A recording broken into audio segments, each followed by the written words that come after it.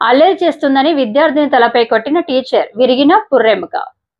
చిత్తూరు జిల్లా పుంగనూరులోని ఓ ప్రైవేట్ స్కూల్లో సాత్విక నాగశ్రీ 11 సంవత్సరాలు అనే విద్యార్థిని 6వ తరగతి చదువుతుంది.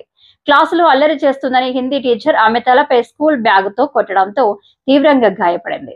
మొదట తల్లిదండ్రులు పెద్దగా పట్టించుకోకపోయినా తలనొప్పి తీవ్రత పెరగడంతో దగ్గరలోని ఆసుపత్రికి తరలించారు. అనంతరం బెంగళూరులోని ప్రైవేటు ఆసుపత్రిలో వైద్య పరీక్షలు చేయగా పుర్రెముక చిట్టినట్లు తేలింది. దాంతో విద్యార్థి తల్లి స్కూల్ యాజమాన్యంపై పోలీసులకు ఫిర్యాదు చేశారు.